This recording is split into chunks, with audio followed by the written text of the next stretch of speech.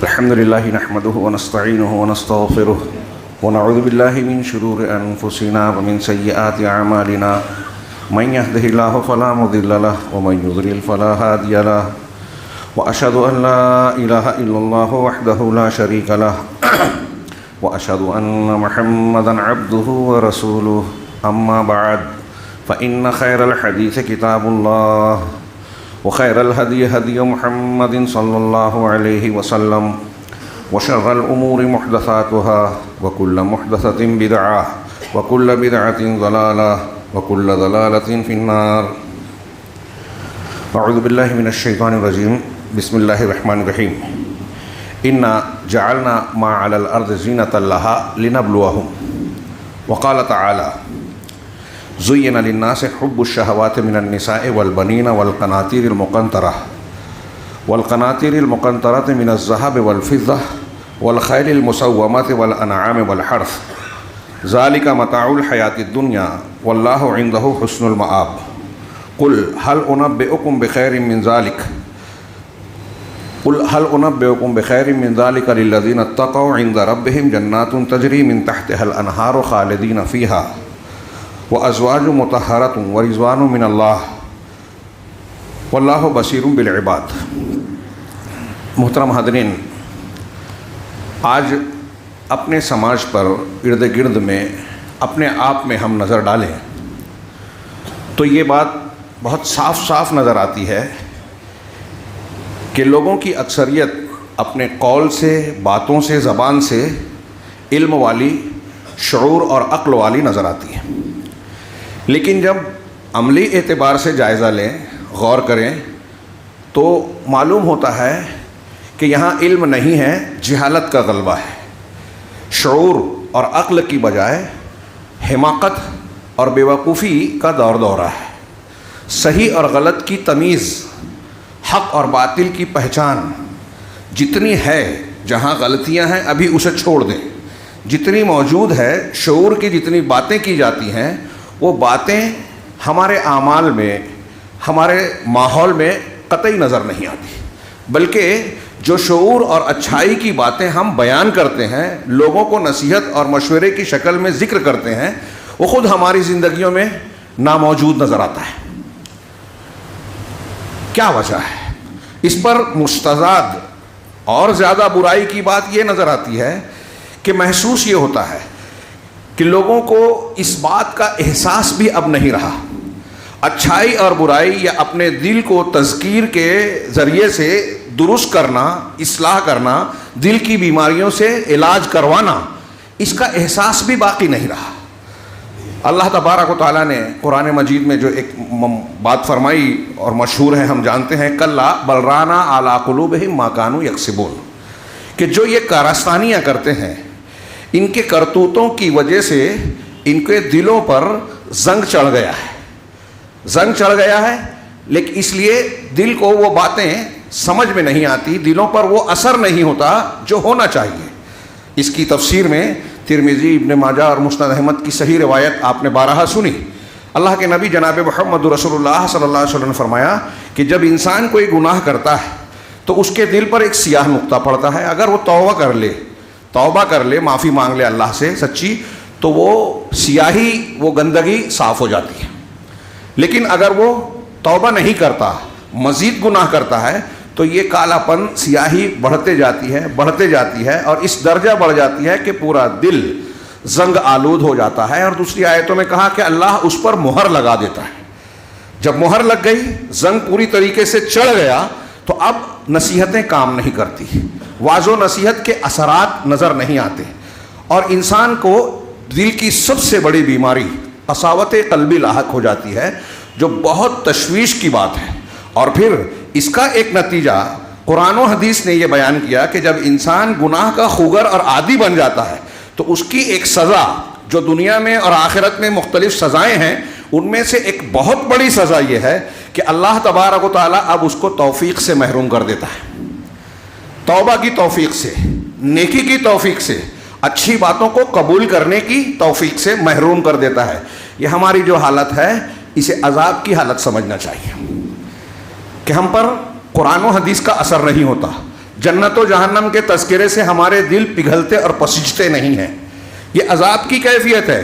فلما زاغوا ازاغ اللہ قلوبہم، جب وہ ٹیڑھے ہو گئے تو اللہ نے ان کے دلوں کو بھی ٹیڑھا کر دیا.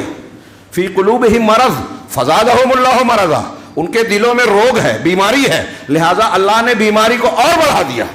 یہ بیماری پر بیماری، ایک بیماری جو گناہ کی ہے سبب بنتی ہے نئی بیماری کی. اس اعتبار سے آپ غور کیجئے تو ہمارے سماج و معاشرے میں آج کون سا زندگی کا شعبہ ایسا ہے جہاں بگاڑ، انحراف اور خرابی نظر نہیں آتی.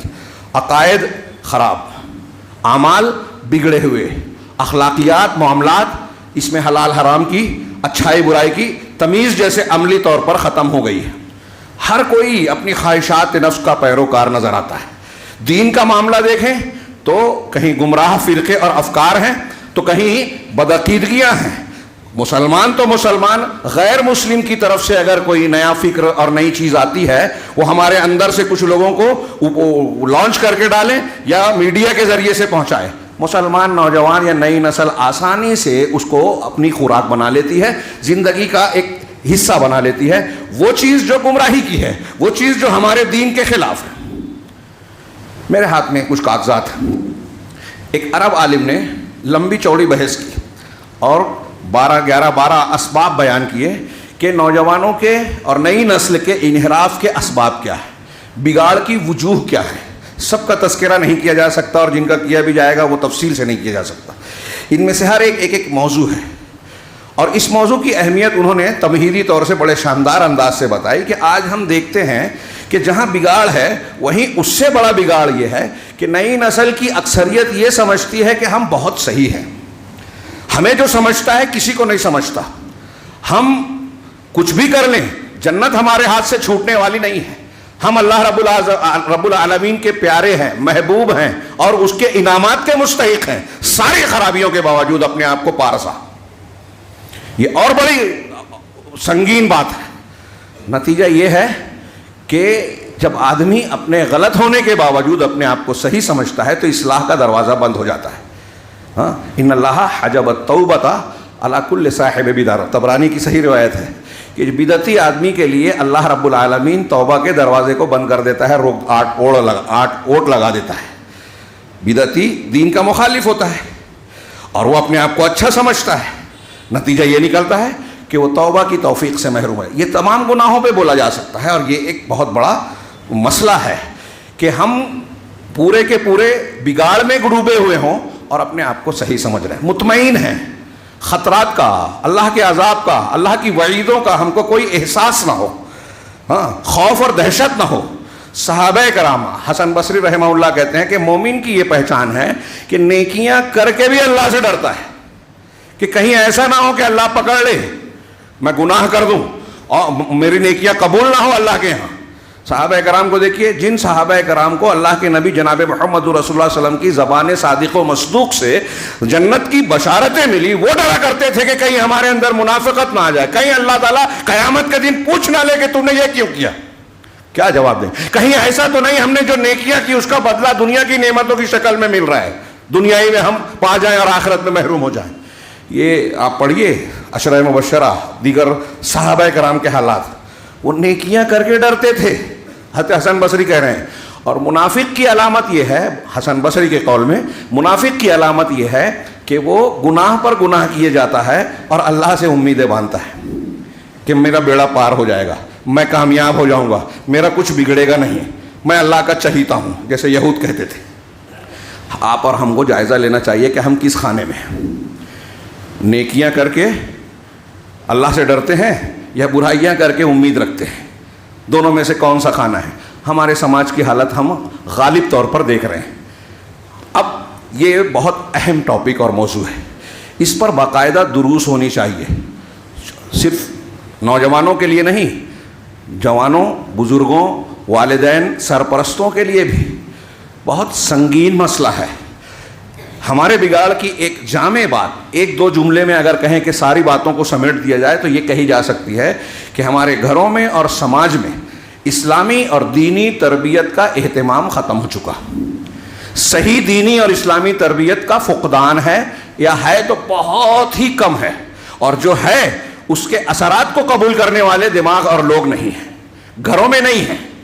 بچوں کو جب بڑے نصیحت کرتے ہیں، والدین کوئی اچھی بات بتاتے ہیں تو انہیں گرا معلوم ہوتی ہے۔ مسجد میں خطبہ جمعہ مشکل سے 2-4 درس قرآن ہوتے ہیں، یہ بھی لوگوں کے لیے گرا معلوم ہوتا ہے، بھاری پڑتا ہے۔ دین کی تعلیم تربیت کا اور کون سا مقام ہے؟ ہاں، نیٹ اور انٹرنیٹ کا، کتابوں کا کتنا استعمال ہے، اچھا مطالعہ کتنا کیا جاتا ہے، اچھی مجلسوں کو ڈھونڈ کر دین سیکھنے کا کتنا جذبہ ہے، یہ ہم اپنے آپ سے اپنی کھلی آنکھوں سے دیکھ سکتے ہیں، غور کر سکتے ہیں۔ دین کہاں سے آئے گا؟ ہاں، دین آئے گا صحیح دینی اسلامی تربیت کا بھرپور اہتمام کرنے سے۔ اس کے بغیر ہم اپنی نسلوں کی، اپنے گھروں کی حفاظت کر ہی نہیں سکتے، خاص طور سے ایسی شکل میں جب بگاڑ پیدا کرنے والے، دین سے دور کرنے والے، انحراف کے مختلف اسباب بڑے منظم طریقے سے کام کر رہے ہیں۔ ہمیں اندازہ بھی نہیں ہے کہ دنیا کی بڑی بڑی طاقتیں ہماری نسلوں کو شکار کرنے کے لیے کیا کیا کر رہی ہیں جتن۔ کروڑوں ڈالر سالانہ کا ایک ملک کا بجٹ الگ سے ہے، اکثر لوگوں کا خفیہ طور سے۔ چرچ کو لمبی چوڑی رقم دی جاتی ہے، یہودی الگ سرگرم عمل ہیں، پھر ان کی اپنی کوششوں کے ساتھ ساتھ جو مختلف سیاسی، سماجی، اقتصادی تنظیمیں کام کر رہی ہیں، آزادی نسواں کا کام، اقوام متحدہ کے نام پر حقوق انسانی کا کام، آزادی رائے اور انسان کے بنیادی حقوق کے حصول کی تحریکیں، انسانیت کے نام پر کہہ رہے مذہب کو چھوڑو، مذہب سے اوپر اٹھ کے انسانیت کو دیکھو۔ اس کا جتنی اس قسم کی سیکولرزم، سوشلزم، یہ ساری تحریکیں اصل میں نشانہ بناتی ہیں اسلام اور مسلمانوں کو۔ مختلف موقعوں پر اس پر کچھ تفصیلی گفتگو ہو چکی ہے، جمعہ کے خطبے کے مختصر سے وقت میں اس کا موقع قطعی نہیں ہے کہ ان پر تفصیلی یہ جتنی چیزیں چل رہی ہیں نا، ہمارے نوجوان جو ٹی شرٹ پہنتے ہیں جس پہ لکھا ہوا ہوتا ہے کئی سلوگن، یہودیوں کا، نصارہ کا سلوگن لکھا ہوا ہوتا ہے، گلیمر، اسپورٹس، کرکٹ، فٹ بال، ہاکی، جس ملک میں جس کھیل کا چلن ہے اس کو ذریعہ بنایا جاتا ہے اپنی فکر اور افکار کو اختیار کرنے، مسلمانوں کو قرآن حدیث اور دین سے، صحیح عقیدے سے، علماء سے دور کرنے کے لیے بطور ذریعہ استعمال کیا جاتا ہے۔ یہ میں ہوائی بات نہیں کہہ رہا ہوں، یہ ایسی چیز ہے جو انہوں نے اپنے پروٹوکولز میں تیار کی ہے، ان کے اصول و ضوابط کا حصہ ہے اور اس پر وہ عمل کر رہے ہیں۔ حرام چیزوں کو پھیلایا جائے، دنیا کا دلدادہ بنایا جائے، نئی نسل کو چمک دمک دکھائی جائے، چکا چوند کو دیکھ کر وہ دنیا کے پیچھے بھاگے، دولت کے پیچھے بھاگے، مادہ پرست بن جائے، اور پھر اس کے اپنی خواہشات کے ان حصول کے راستے میں اگر کوئی چیز رکاوٹ بنے، خاص طور سے دین، کہ یہ حرام ہے، یہ حلال ہے، یہ صحیح ہے، یہ غلط ہے، تو نوجوان اس کو بوجھ سمجھے۔ جو لوگ اس کے عادی ہو گئے ہیں اس کو ارے مولوی صاحب یہ کیا لگا رہے تھے، اس کو بوجھ سمجھا جائے اور پھر اس کو لات مارے، اس سے بیزاری کو اختیار کرے۔ یہ ایک پورا لمبا چوڑا پروگرام ہے، اس کے لیے مختلف ملکوں میں عالمی سطح کی طاقتیں اپنے اسکول کھولتی ہے، کالج کھلتی ہے، انٹرنیشنل اسکولز میں دیکھیے کیا ہوتا ہے۔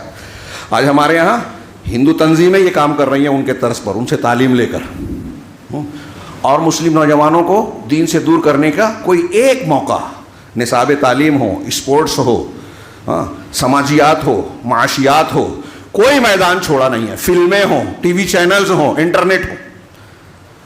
تو میں کہہ رہا تھا کہ مختصر بات یہ کہ اسلامی تربیت کا نہ ہونا، اور پھر جو اسباب ذکر کیے گئے ہیں تفصیل سے، اس میں پہلی بات یہ کہ قرآن کو دو چھوڑ دینا، قرآن کو چھوڑنا، اس کی تلاوت کو چھوڑنا، اس کو غور و فکر سے، اس کو ترجمے سے پڑھنے کو ترک کر دینا، اس میں غور و فکر کو چھوڑ دینا، اس پر عمل کو چھوڑ دینا، اس کی تعلیم دوسروں تک پہنچانے کو چھوڑ دینا، سب قرآن کے ہجران میں شامل ہے۔ حدیثوں کو چھوڑ دینا، حدیثوں کا سمجھنا، سیکھنا۔ ہمارے ہاں دکھاوے کی کچھ چیزیں ہوتی ہیں، نیٹ پہ ہمارے کچھ نوجوان، کچھ لوگ جو ہے کچھ حدیثیں پوسٹ کرتے ہیں، میں نے محسوس کیا کہ اس میں بھی بدنیتی بہت نظر آتی ہے۔ ایک آدمی کو ہمیں نشانہ بنانا ہے، اس کی ایک غلطی معلوم ہوئی، اس کے گھر کی کوئی خامی معلوم ہوئی، تو اس کو ٹارگیٹ کر کے اس کے خلاف کون سی حدیث جا رہی ہے ہم اس کو پوسٹ کرتے ہیں، فارورڈ کرتے ہیں، جو اس سے کنیکٹڈ لوگ ہیں ان کو دیتے ہیں۔ یہاں ہمارا مقصد اصلاح ہے یا اس کو بدنام کر کے، بے عزت کر کے اپنی خوشی حاصل کرنا ہے، اپنے کینے کپٹ کو تسکین پہنچانا ہے؟ ایسی میں نے یہ ایک مثال دی ہے، ایسی اور بھی چیزوں پر غور کیجیے۔ قرآن حدیث کو چھوڑ دینا، یہ بنیادی بات۔ اور قرآن و حدیث کی جگہ مختلف قسم کے شبہات اور شہوات کو اختیار کر لینا. شبہات اور شہوات میں نے دو لفظ استعمال کیا, آپ نے بارہا سنا ہے.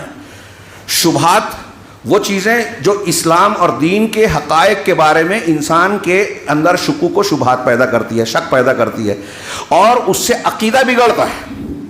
شبہات جب آتے ہیں تو عقیدہ بگڑتا ہے. اور شہوات انسان کی خواہشات نفس, مرغوب چیزیں, یہ انسان کو جو ہے لالچ اور اخلاقی اور اعمال کے خرابیوں میں مبتلا کرتی ہے. شبہات, شہوات کا علاج یہ ہے کہ آدمی صبر سے کام لے. شبہات کا علاج یہ ہے کہ ایمان و یقین سے کام لے. صبر اور یقین, یہ جو میں نے دو جملے میں کہہ دیا قرآن کی آیت, ثم جعلناہم ائمۃ یہدون بامرنا لما صبروا وکانوا بآیاتنا یوقنون. قرآن نے کہا کہ وہ اللہ نے ان کو ائمہ بنایا, بنی اسرائیل کو امام, پیشوا, قائد بنایا. کیوں؟ اس لیے کہ وہ صبر کرتے تھے اور ہماری آیتوں پر یقین رکھتے تھے. صبر سے شبہات کا, شہوات کا علاج ہوتا ہے, اور یقین سے شبہات کا علاج ہوتا ہے. یہ صبر اور یقین پیدا کرنا آسان بات نہیں ہے. اس کے لیے لمبی چوڑی تربیت, تعلیم, محنت, کوشش, عادت ڈالنے کی ضرورت پیش آتی ہے. اور اس کے لیے وقت نکالنا, سنجیدہ ہونا, علم حاصل کرنا ضروری ہوتا ہے, جو آج ہمارے ہاں کسی کو نہ اس کی فرصت ہے نہ اس کی قیمت کا اندازہ ہے. ہم کیا کھو رہے ہیں, کیسے کیسے عذاب کو دعوت دے رہے ہیں, اپنے آپ کو کمزور اور اپنے دشمنوں کو مضبوط کر رہے ہیں. جب ہماری مسجد پر حملہ ہوتا ہے, ہمارے گھروں پر بلڈوزر چلتے ہیں, ہمارے خلاف قانون بنتا ہے, اللہ کے رسول صلی اللہ علیہ وسلم, قرآن اور کسی دینی اور شرعی چیز کی اہانت و توہین کی جاتی ہے, تو ہم تل ملاتے ہیں, شکوہ شکایت کرتے ہیں, میمورنڈم, احتجاج, جلسہ, جلوس اور نہ جانے کیا کیا. لیکن کوئی نتیجہ نظر آتا ہے؟ نہیں نظر آتا. اس لیے کہ حل کی جو اصلی شکلیں ہیں, قرآن و حدیث نے جو راستہ بتایا ہے, ہم اسے اختیار کرنے کے لیے تیار ہی نہیں ہیں, چاہتے بھی نہیں, کر سکتے بھی نہیں, ایسا مزاج بنا لیا. قرآن حدیث سیکھنے سکھانے کا موقع ہی نہیں ہے. انحراف کے راستوں سے اپنے آپ کو, اپنی نسل کو بچانے کے لیے ہم کو فرصت ہی نہیں ہے. تو یہ اس تناظر میں نے جو اشارے کیے, وقت نہیں ہے, اشارے کیے, اس تناظر میں آپ غور کیجئے کہ کتنا اہم موضوع ہے. ہاں, پھر میں نے کہا قرآن حدیث سے دور ہونا, گمراہ فرقے, اللہ کے رسول نے کہا 73 فرقے ہوں گے, ایک جنت میں جائے گا, باقی جہنمی ہیں. تو باقی جو جہنمی ہے, کیوں جہنمی ہے؟ اس لیے کہ ان کے اصول غلط ہیں, اس لیے کہ ان کے اعمال, اعتقاد اور اصول دین کے جو معاملات انہوں نے اختیار کر رکھے ہیں وہ منحرف ہیں, بگاڑ کے شکار ہیں. لیکن ہر فرقہ اپنی اپنی جگہ کام کر رہا ہے.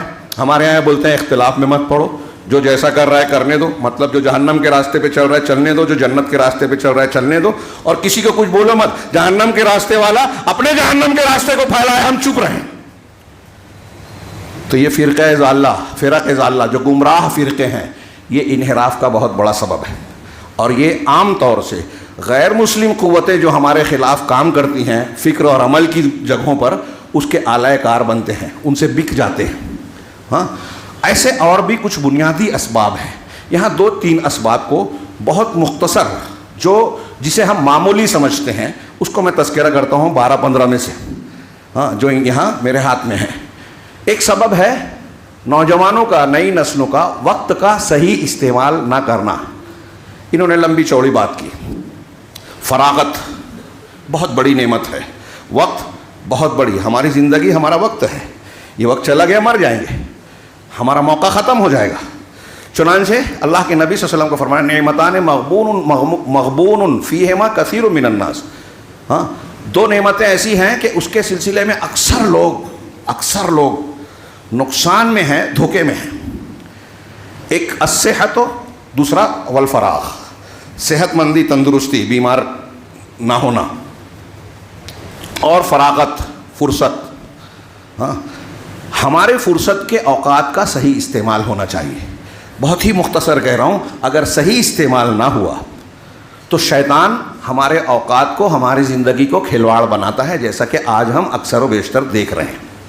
حضرت عبداللہ ابن مسعود رضی اللہ تعالیٰ عنہ کا بڑا شاندار قول ہے. وہ کہتے ہیں کہ انی لأمقت الرجل, میں اس آدمی سے بہت ناراض ہوتا ہوں, اس کو انتہائی ناپسند کرتا ہوں, جو فارغ رہتا ہے, خالی رہتا ہے, نہ دنیا کے فائدے کا کوئی کام کرتا ہے نہ آخرت کے فائدے کا. ہاں, اس کا علاج کیا ہے کہ اپنے وقت کی قیمت کو ہم سمجھیں. اللہ کے رسول نے فرمایا 5 چیزوں سے پہلے غنیمت جانو. زندگی کو موت سے پہلے، فرصت کو مشغولیت سے پہلے، صحت کو بیماری سے پہلے، جوانی کو بڑھاپے سے پہلے، اور اپنی غنا کو فقر سے پہلے کہ کوئی مسئلہ محتاجی آ جائے، اور اس سے پہلے ہم اپنی قوت و صحت کو موقع جان کر وہ کام کریں جو ہماری دنیا اور آخرت کو تعمیر کرنے والا ہو. اس میں صرف ایک جملہ کہہ کے آگے بڑھوں کہ قرآن نے جو نقشہ کھینچا ہے کہ جب موت آئے گی تو ایک گنہگار آدمی کہے گا کہ اللہ تعالیٰ مجھے کچھ لمحہ اور موت کو مؤخر کر دے تاکہ کچھ دے دلا دوں، صدقہ و خیرات کر لوں، نیکیاں کر لوں. کہا جائے گا کہ نہیں، وَلَن يُؤَخِّرَ اللَّهُ نَفْسًا إِذَا جَاءَ أَجَلُهَا.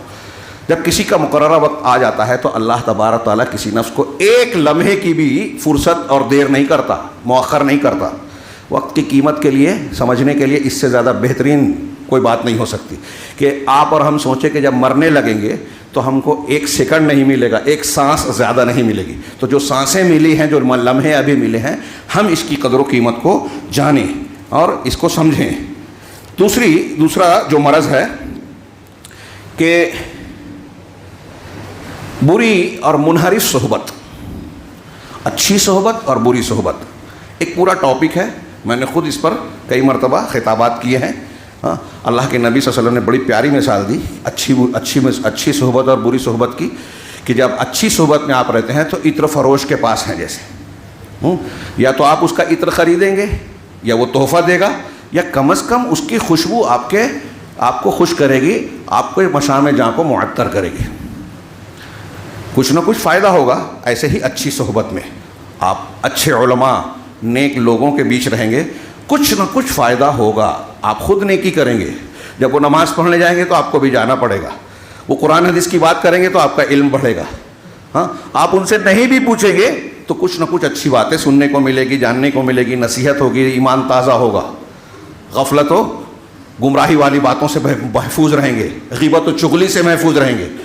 تو یہ اچھی صحبت. بری صحبت لوہار کے پاس بیٹھنا، یا تو آپ کے گرد و غبار سے آپ کا دامن خراب ہوگا، گندگی آپ کو لگے گی، اور آپ خود بھی جو ہے اس کی صحبت میں مجروح ہوں گے.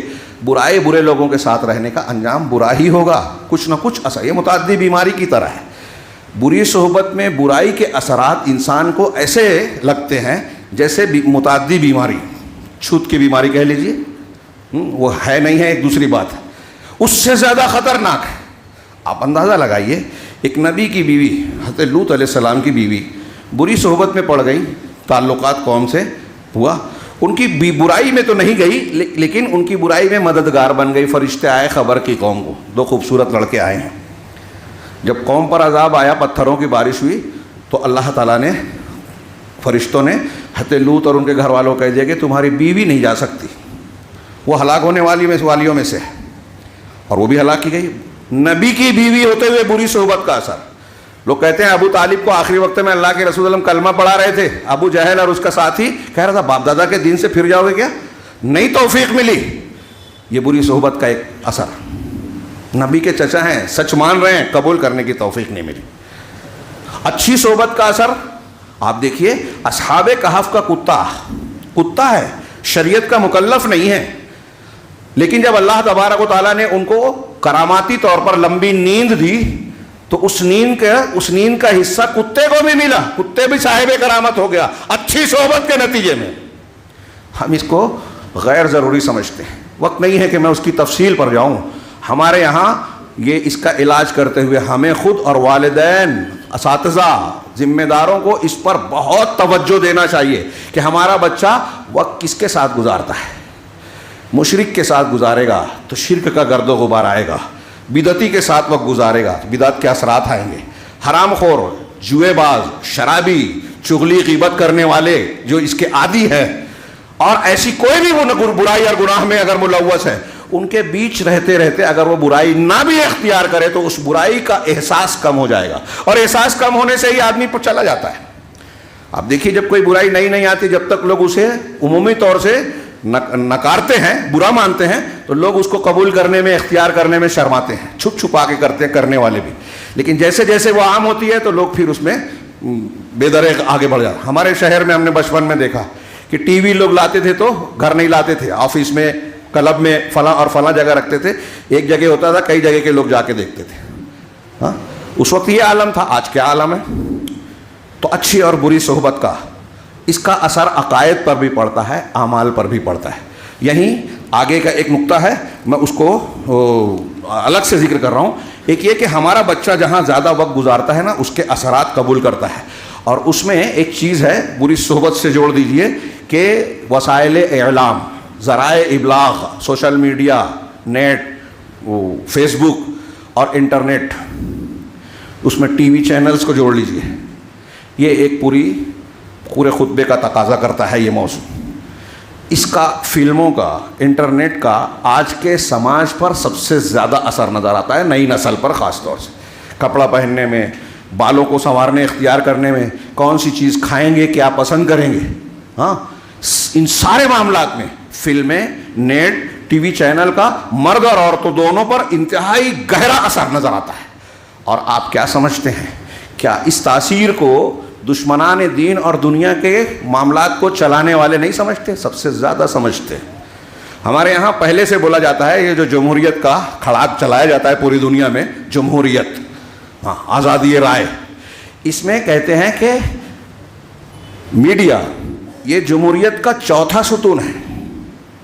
یہ کہا جاتا ہے, اب بھی کہتے ہیں, جمہوریت کی جو بنیادیں کھڑی ہیں, عمارت کھڑی ہوتی ہے, اس میں چوتھا ستون میڈیا ہے. لیکن آپ پریکٹیکل دیکھیں گے تو یہ پہلا ستون نظر آتا ہے. اور آج کی دنیا میں خاص طور سے غلط افکار کو, بدعقیدگی کو, برائی کو پھیلانے میں, گناہوں کو, فحاشی کو, غلط قواعد کو, یا ایسی چیزوں کو جو انسان کو دین بیزار بنائے, اس کو پھیلانے میں سب سے بڑا کردار میں سمجھتا ہوں آج کی تاریخ میں جس چیز کا نظر آتا ہے وہ میڈیا کا ہے, نیٹ کا ہے, انٹرنیٹ کا. ہمارے درمیان سوشل میڈیا پہ کئی ایسی چیزیں ہم فارورڈ کرتے ہیں جو ہمارے دشمن چاہتے ہیں دین سے دور کرنے کے لیے, لوگوں کو جو ہے اصل دین سے اور کام سے ہٹانے کے لیے, اور یہ کر کے سمجھتے ہیں ہم نے بڑا اچھا کام کیا. اس میں آپ کو نظر آئے گا کہ میڈیا کے ذریعے سے سب سے پہلے شہوات کو برانگیختہ کیا جاتا ہے. شہوات کا جو جرم بتایا نا میں نے, کہ وہ بیماریاں جو شہوتوں کی ہیں, خواہشات نفس کی, اس کو خوبصورت بنایا جاتا ہے. بے پردگی, فحاشی, اختلاط, قمار. ابھی 2 روز پہلے ہمارے ایک ساتھی ملے, انہوں نے بتایا کہ ٹی وی پر اس وقت کوئی بھی آپ پروگرام دیکھیں, ہاں, وہ یوٹیوب پہ دیکھیں, کسی اور چیز پر دیکھیں, کچھ اشتہارات آ رہے ہیں. اس میں کچھ جوئے کے, رمی سرکر, جنگلی رمی, پھر وہ لون لینے کے کچھ اسکیمز ہیں, مجھے نام نہیں یاد ہے, ہاں, فلاں لون. تو وہ یہ کہنے لگے کہ ہمارے شہر کے نوجوانوں کی ایک بڑی تعداد اس میں پھنستی جا رہی ہے. اب جب آپ کو چکا چوند دکھ رہی ہے, فیشن, ضرورت کی چیزیں, کسی کو موبائل چاہیے مہنگے والا, کسی کو کوئی اور چیز چاہیے, کوئی اچھا لباس, اچھا چپل, اچھا جوتا, فلموں میں دیکھا کہ فلاں چشمہ پہنا ہے, وہ خریدنا ہے, ضروریات بڑھا لی. جب آپ نے ضرورت بڑھا لی تو پیسے کی ضرورت ہے. اب پیسہ کہاں سے آئے؟ تو اب دیکھتے ہیں کہ جہاں سے ہم کو سہولت سے مل رہا ہے تو اس میں ایک شکل یہ ہے. انہوں نے بتایا, میں نہیں جانتا تھا, کہ کچھ ایپ ایسے ہیں کہ اگر آپ صرف ایپ کو ڈاؤن لوڈ کرتے ہیں تو آپ کے اکاؤنٹ میں کچھ روپیہ آ جائے گا, 1500, 1300, 1500 آتا ہے, 1300 اکاؤنٹ میں آتا ہے, آپ کو 1600 بھرنا ہے, یعنی وہ انٹرسٹ ہے, سود ہے. نوجوان کو لگتا ہے آسانی سے مل رہا ہے, لے لیا. اب لے لیا, پھر سوچتا ہے اس پہ جوا کھیلوں گا تو پیسہ اور بڑھے گا. ایک چیز دھیان میں رکھنا چاہیے کہ جتنی کمانے والی یہ کمپنیاں اس قسم کی چیزیں چلاتی ہیں, یہ کبھی اپنا نقصان نہیں کرتی. آپ کو لگتا ہے آپ لاکھوں جیت جائیں گے, 4-6 کو دکھایا جاتا ہے کہ انہوں نے اتنا حاصل کر لیا, اور ہم لالچ میں آ جاتے ہیں. کبھی کمپنیاں اپنا نقصان نہیں کرتی, نمبر 1. دوسری چیز یہ سوچئے کہ ہمارے یہاں کے جو ادیوگ پتی ہیں, خطبے میں نام لینے کا دل نہیں ہوتا, امبانی, اڈانی اور یہ سب نام چلتے ہیں, ان کی آج میڈیا پر, ہندوستان کے 90% سے زیادہ میڈیا پر جو ہے پکڑ ہے. پہلی مرتبہ 2014 میں, ہاں, یہ جو نئی حکومت بنی ہے اس کی جب پہل جس دن انہوں نے, موجودہ پی ایم نے چارج لیا پی ایم کا, اس کے دوسرے دن ہی, ہاں, امبانی صاحب نے ایک چینل کے بڑے گروپ کو 54 کروڑ روپیہ دے کر اس کو چندہ دے کے اپنا دباؤ میں لے لیا. پھر بتدریج اس پہ قبضہ کیا, اور آج یہ سلسلہ بڑھتا ہے. یعنی جو عالمی سطح پہ یہودیوں نے کیا وہ یہاں ہوا. اب میرا سوال ہے، آپ غور کیجئے کہ ایک کمپنی کا مالک جو کروڑوں اربوں کا بزنس کرتا ہے، کیا ضرورت ہے اس کو میڈیا میں اتنا پیسہ خرچ کرنے کی؟ آج اس سے حکومت چل رہی ہے. ہاں، سارے گناہ کرنے کے بعد آپ دیکھیے موجودہ حکومت، ہاں، منی پور جل رہا ہے، چین ہماری زمین کو چھین چکا ہے، اور ایسے کتنے فسادات، کہیں نوح میں اور دوسری جگہوں پہ فساد ہو رہا ہے، کہیں گھروں پر بلڈوزر چل رہے ہیں، مسلمانوں اور دوسری اقلیتوں کے ساتھ ظلم زیادتی ہو رہی ہے، اور G20 کو چکا چوند دکھایا جا رہا ہے. اور ابھی کل کے لوگوں نے کہا کہ ایک طرف قتل ہو رہا ہے، فوجی مر رہے ہیں، اور ہمارے وزیر اعظم جو ہے وہ استقبالیہ پروگرام کر رہے ہیں، ہاں، مبارکباد قبول کر رہے ہیں، پھول قبول کر رہے ہیں، پھول برسائے جا رہے ہیں. میڈیا کیا دکھا رہا ہے؟ جب چاہے آپ کو جذباتی بنا دے، اس کے ذریعے سے لوگوں کے خلاف نفرت پھیلائی جاتی ہے.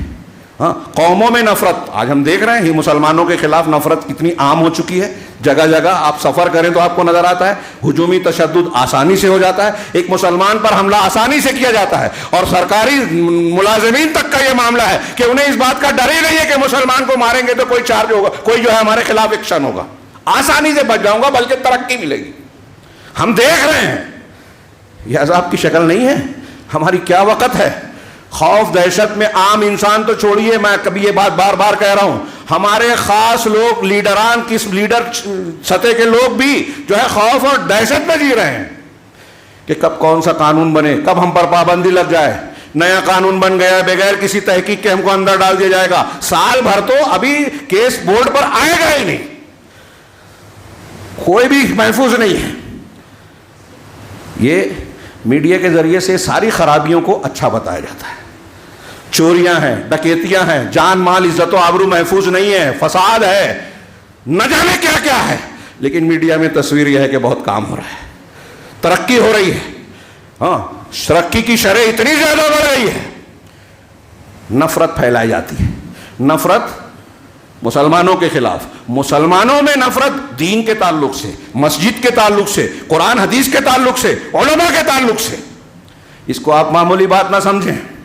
ہاں، ایک بہت بڑا انحراف کا سبب جو انہوں نے خود ذکر کیا، لمبی چوڑی بحث کی، جس کا میں یہاں تذکرہ آج نہیں کروں گا، اس سے پہلے کئی مرتبہ کیا، کہ علماء ربانیین کی بے عزتی کرنا، ان سے لوگوں کو دور کرنا، ان سے دور ہو جانا، ان کی دعوت، تبلیغ، دروس سے دور ہو جانا.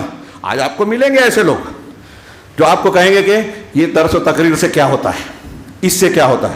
مجھے حیرت ہوتی ہے، درس، تقریر، جمعہ کا خطبہ اگر نہیں ہے، اللہ تعالیٰ نے رکھا ہی ہے، دین کا حصہ ہے. آپ اس کو کہتے ہیں، آپ کے بچوں کو، ہماری نسلوں کو دین سکھانے کا میڈیم آپ کے پاس اور کیا ہے؟ آج کس ذریعے سے آپ دین سکھاتے ہیں، احکام و مسائل بتاتے ہیں؟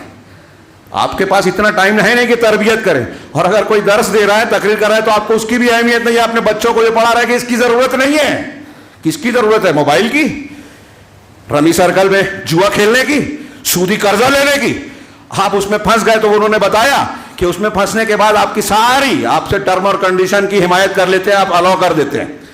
آپ کا فوٹو مانگ لیا، ہاں، آدھار کارڈ مانگ لیا، پھر اس میں بلیک میل کیا جائے گا، آپ کی گندی تصویر بنا کے کہ آپ پیسہ نہیں بھریں گے تو آپ کو یہ وائرل کر دیا جائے گا، اور آپ قانونی طور سے کچھ نہیں کر سکتے. ہاں، آپ کا بچہ جوا سیکھ رہا ہے، قرآن نہیں سیکھ رہا ہے، اور آپ سیکھنے بھی دینا نہیں چاہتے. درس قرآن کے لیے کون زبردستی کرتا ہے؟ آج دیکھ لیجئے درس یہاں ہوتا ہوگا، کتنے لوگ رہتے ہیں، جمعہ کا خطبہ کتنے لوگوں کو بھاری پڑتا ہے. ہاں، ان کے اپنے بچوں کو یہ فکر نہیں کہ ہمارے اس خطبے کے ذریعے ہمارے بچوں کو دین سکھایا جا رہا ہے، اس کا بھی فائدہ محسوس نہیں ہوتا. کہاں سے سیکھیں گے؟ کیا دین جانیں گے؟ تو میں یہ عرض کر رہا تھا کہ یہ میڈیمز جو ہیں علماء سے، دین سے دور کرنے کا ہم پورا اہتمام کر رہے ہیں. اور ہمارے پاس خود بھی علم نہیں ہے کہ گھر میں بچوں کو صحیح عقیدہ سکھا دیں. کون کون سی تحریک چل رہی ہے، ہمارے بچوں کو نشانہ بنا رہی ہے، اس کا بھی احساس نہیں ہے. ہاں، خیر، میں کچھ اور بھی کہنا چاہتا تھا. آگے بڑھیں کہ انٹرنیٹ اور اس پر جو ہے ایسی چیزیں جو فحاشی کی ہے، گناہ کی ہے، گلیمر کی ہے، اس کو خوبصورت بنا کر دل میں نفرت پیدا کرنا، دین سے دوری پیدا کرنا، خواہشات کا بندہ بنانا، اور ایسے قواعد کو بتانا جو دین اور اسلام سے ٹکراتے ہیں.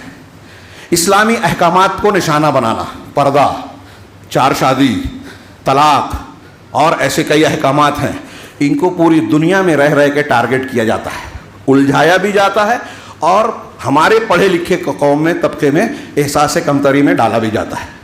پھر ان میڈیا کے ذریعے سے ایسی چیزیں پیش کی جاتی ہیں جس سے آپ کے عقائد متاثر ہوں, آپ کے عقیدے متاثر ہوں. میری بات جو ادھوری رہ گئی تھی, میں سوچ رہا تھا کیا چھوٹ رہا ہے. میں کہہ رہا تھا کہ بڑے بڑے ادیوگ پتی, بیوپاری جو نیٹ پر یا میڈیا پر اتنا کنٹرول کر رہے ہیں, یہودی پوری دنیا میں اخبارات کو کروڑوں میں خریدتے ہیں, چینل کو خریدتے ہیں, جو عام انسان اور سنستھاؤں کے بس کی بھی بات نہیں ہوتی, یہ بلا وجہ خریدتے ہیں. اس کا کوئی نہ کوئی مقصد ہے نا. یہ حاوی ہو کر حکومت کرنا چاہتے ہیں, اپنے افکار, اپنے افکار کو پھیلانا, اپنے غلط کو صحیح بتانا, اور ایسے بہت سارے مقاصد کہ سارے گناہ کرنے کے بعد یہ ان کے بزنس کا ایک حصہ ہے, اور وہ نقصان نہیں اٹھانا چاہتے. تو میں یہ بیچ میں پھر سے دوہرا دوں کہ یہ جو اپنے بچوں کو, نوجوانوں کو سخت تاکید کریں, اس کا علاج کرنے کے لیے نگاہ رکھیں کہ وہ کہاں وقت گزار رہے ہیں. ہاں, موبائل ہاتھ میں لیا ہے تو کون سا پروگرام دیکھ رہے ہیں, ان کو گمراہی کے راستے پہ ڈالنے والے چیزیں دیکھ رہے ہیں یا کچھ کام کی چیزیں دیکھ رہے ہیں. ہمارے یہاں گھنٹوں لوگ, آج کل سنا ہے کرکٹ چل رہی ہے, ہاں, ہمارے نوجوانوں کو, ہم کو گھنٹوں کی فرصت مل جاتی ہے. دین کے لیے 1 گھنٹہ بہت مشکل ہے, گھنٹوں کی فرصت ملتی ہے, اور پھر اس میں لگ جاتے ہیں. پھر اس میں ان کی پسند ناپسند, ان کے ہیروز جو ہے وہ اسپورٹس مین ہیں, فلم اداکار ہیں, صحابہ کرام کو جانتے نہیں, اللہ کے رسول کی سیرت کو پڑھنے کی فرصت نہیں ہے, نہ گھر میں کتاب ملے گی, باپ نے بھی انتظام نہیں کیا. تو اس پر توجہ دیں, اللہ کے نبی صلی اللہ علیہ وسلم کی سیرت پڑھائیں, صحابہ کی سیرت پڑھائیں. آپ اگر موبائل دے رہے ہیں تو اس پر نگاہ رکھیں, بہت ہی اہم ہے یہ, بہت ہی ضروری ہے. اپنے بچوں کو مسجد سے, علماء سے, دین سے, دینی جماعت سے جوڑیں, اجتماعیت سے جوڑیں. یہ ایک سبب ہے کہ آدمی اجتماعیت سے اور جماعت سے الگ ہوتا ہے تو شیطان, حدیث میں ہے کہ بھیڑیا جس طرح الگ بکری کو, ریوڑ سے الگ بکری کو اپنا لقمہ بناتا ہے, ایسے ہی شیطان جو ہے ایسے انسان کو جو جماعت سے الگ ہو جائے ان کو اپنا لقمہ بناتا ہے. یہ جماعت سے, اور جماعت کون ہے؟ جو حق پر ہو, قرآن و حدیث پہ چلنے والی, چاہے آپ اکیلے ہوں, وہ جماعت ہیں. وقت زیادہ ہو گیا, میں 1-2 سبب کا سرسری ذکر کر دوں کہ جذباتیت, جذباتیت, دکھاوا, اس کے پیچھے جانا, یہ دونوں تینوں چیزوں میں ملا کر ایک چیز نوجوان کو, کہ اگر آپ, ایک چیز اور انہوں نے بیان کی کہ گمراہ اکثریت کے پیچھے جانا, یہ 2-3 چیزیں بیان کر دی. بہت سارے لوگ کثرت سے ایک غلط کام کر رہے ہیں تو آدمی سوچتا ہے اتنے لوگ کر رہے ہیں تو میں بھی کروں. ہمارے یہاں بولتے ہیں جو سب کا ہوگا میرا بھی ہوگا. ہاں, ایک ہے جذباتیت, غور و فکر نہ کرنا, آدمی غصے میں آنا. بعض مرتبہ یہ اچھی چیز ہوتی ہے, جذباتیت اچھی چیز ہوتی ہے, لیکن جب یہ عقل کے تابع ہو, اور عقل شریعت کے تابع ہو, عقل ہماری سوچ و فکر شریعت کے تابع ہو, شریعت کے دائرے میں سوچیں. ہاں, اور ہماری عقل جو ہے, ہمارا جذبہ ہمارے عقل کے تابع ہو, تب یہ اچھی چیز ہوتی ہے. ورنہ یہ جلد بازی میں مبتلا کر دیتی ہے اور ہمارے نوجوانوں کو ایسے کاموں میں ڈال دیتی ہے جو انسان کو دنیا اور آخرت کے نقصان میں ڈالنے والی ہے. جیسا کہ ہم دیکھتے ہیں آسانی سے ہمارے نوجوان منکر حدیث بن جاتے ہیں. کچھ تحریکی اور جذباتی لوگ آتے ہیں دین کے نام پہ کہ یہ سلفیت ہے, کسی کو اس کو کافر کہہ دیا, اس کو مرتد کہہ دیا. جو علماء اعتدال سے چلتے ہیں کہتے ہیں کہ یہ بزدل ہیں, یہ کافر ہیں, یہ مرجیہ ہیں, یہ فلاں ہیں, اور اس قسم کی جذباتی باتوں کی بنیاد پر گمراہی کے افکار کو اختیار کرتے ہیں, لوگوں میں پھیلاتے ہیں اور اپنے گھر کا اور اپنی قوم کو نقصان پہنچاتے ہیں. لہٰذا اس کے لیے قرآن و حدیث کا مطالعہ, علماء کا ساتھ, علماء کی رہنمائی بہت ضروری ہے. ہاں, یہ نیٹ اور انٹرنیٹ کی ایک خرابی اور بھی ہے کہ علماء کے نام پر مجہول لوگوں سے لوگ علم حاصل کر رہے ہیں جو معتبر علماء نہیں ہیں. ایسے لوگ, یہاں میں وضاحت کر دوں, ایسے لوگ بردرز ہوں, دوسرے ہوں, جو اپنی یاد کی ہوئی یا تیاری کی ہوئی ٹاپک پر جو ہے کچھ باتیں بتاتے ہیں, ٹھیک ہے, لیکن اللہ کے رسول صلی اللہ علیہ وسلم, میں اکثر یہ بات کہتا ہوں کہ اللہ کے رسول نے کہا کہ اگر ایک آیت بھی آپ جانتے ہیں تو لوگوں کو پہنچاؤ. اب میں ایک آیت جانتا ہوں اور 10 آیتیں پہنچاؤں تو کیا ہوگا؟ آج یہی ہو رہا ہے کہ مجہول لوگوں کے فتوے چل رہے ہیں لوگوں میں اور پبلک ان کو پسند کر رہی ہے. علماء کو چھوڑ کر جو لوگ عالم نہیں ہیں باقاعدہ, ان سے فتویٰ لینا بہت بڑی گمراہی کا دروازہ کھولتا ہے. ہاں, اور غلط قسم کے افکار, غلط قسم کی فکر اور علم پھیلتا ہے. تو ایسی کتابیں, ایسی شخصیتیں لانچ کی جاتی ہیں ایک انجینئر ہے جو دین پیش کر رہا ہے, ہمارا نوجوان اس کو لائک کر رہا ہے. تو یہاں میں ایک بات یہ بھی کہنا چاہتا ہوں, وہ نیٹ کی بات ہو یا یہ جو بری چمکدار چیزیں, اکثریت کسی کی شیریں زبانی پر, ظاہری شکل و صورت پر, ظاہری اچھائی اور خوبصورتی سے دھوکہ نہیں کھانا چاہیے. جیسے کہ اللہ کے رسول صلی اللہ علیہ وسلم نے خارجیوں سے کہا تھا, صحابہ سے کہا تھا کہ تم اپنی نماز کو ان کی نماز سے کمتر سمجھو گے, اپنی تلاوت کو ان کی تلاوت سے کمتر سمجھو گے, لیکن وہ دین سے ایسے نکل جائیں گے جیسے تیر شکار کو چھید کر نکلتا ہے. اگر وہ ملے تو انہیں قتل کرنا. میں اکثر یہ بات کہتا ہوں کہ آج ہمیں جو ملیں گے تو ہم لائک کریں گے. ہمارے یہاں شعور نہیں رہا, بہت ذہین لوگوں کو دیکھیے آپ, ایسے لوگوں کو جو گمراہ فکر رکھتے ہیں, کہتے ہیں ان کی اچھائیاں دیکھو نا. اگر آپ بدعتی, شرک کرنے والے, گناہ اور فساد کرنے والوں کی کچھ اچھائیوں کی بنیاد پر ان کو بڑھاوا دیتے ہیں تو آپ گناہ کو بڑھاوا دیں. دنیا میں کوئی انسان آپ کو نہیں ملے گا جو 100% غلط, کچھ نہ کچھ خوبیاں سب میں رہے گی. تو اس کی بنیاد پر اس کی غلطی پر خاموشی اختیار کر لیں, بڑھاوا دے نہیں. تو لوگوں کی زبان, اور ظاہر سی بات ہے جو ہمارا میڈیا ہے, دنیا کے باطل پرست لوگ ہیں, وہ پیسہ زیادہ خرچ کرتے ہیں. یہ اللہ کا امتحان ہے. وہاں آپ کو گلیمر دکھے گا, چکا چوند دکھے گی, بڑا پروگرام, اتنی شاندار مجلس, اتنی بڑی کانفرنس, اتنی تعداد. ان چیزوں سے دھوکہ نہیں کھانا چاہیے. یہ چند اسباب میں نے ذکر کیے اور ابھی بہت سارے باقی ہیں. ہاں, ان چیزوں کو سامنے رکھیے اور اس مضمون کی, چاہے آپ کو ایسا لگا ہو کہ کچھ غیر ضروری ہے, لیکن میں آپ کو پھر سے متنبہ کروں کہ یہ مضمون اور یہ موضوع آج کی تاریخ میں ہمارے سماج, معاشرے, گھر کو اور ہم نے اپنے آپ کو بچانے کے لیے انتہائی ضروری ہے. آپ دنیا کی کوششیں مسلمانوں کی طرف سے دیکھ رہے ہیں کہ جو ہمارے خلاف حملے ہو رہے ہیں, قانون بن رہے ہیں, زیادتیاں ہو رہی ہیں, قید کیا جا رہا ہے اور نہ جانے کیا کیا ہو رہا ہے. ان سے بچنے کا راستہ اختیار کرنے کی کوئی سیاسی تدبیر, تعلیمی راستہ, فلاں راستہ, یہ ساری چیزیں اختیار کیا. اگر یہ ساری چیزیں اختیار کر بھی لی گئی, لیکن دینی طریقہ جو میں نے چند چیزیں بیان کی ہیں اور ایسی جو قرآن و حدیث اور صحیح عقیدے سے جڑی ہوئی چیزیں ہیں, اگر ان کو اختیار نہیں کیا گیا تو یاد رکھیے ہماری ساری کوششیں بیکار ہے. اور پھر ہم کو یہ شکوہ نہیں کرنا چاہیے کہ دنیا میں ہماری بے عزتی ہو رہی ہے, اور یہ ڈر رہنا چاہیے کہ آخرت میں بھی ہمارا معاملہ بگڑ سکتا ہے. اللہ رب العالمین ہمیں نیک توفیق عطا فرمائے, دنیا اور آخرت کی کامیابی کے راستے پر چلنے کی توفیق دے اور ہر قسم کے فتنے اور عذاب سے محفوظ رکھے. اقول قولی ھذا واستغفر اللہ لی ولکم ولسائر المسلمین وصلی اللہ علی نبینا محمد. بارک اللہ لنا ولکم فی القرآن المجید ونفعنا وإياكم بالآيات والذكر الحكيم إنه تعالى جواد كريم ملك بر رحيم.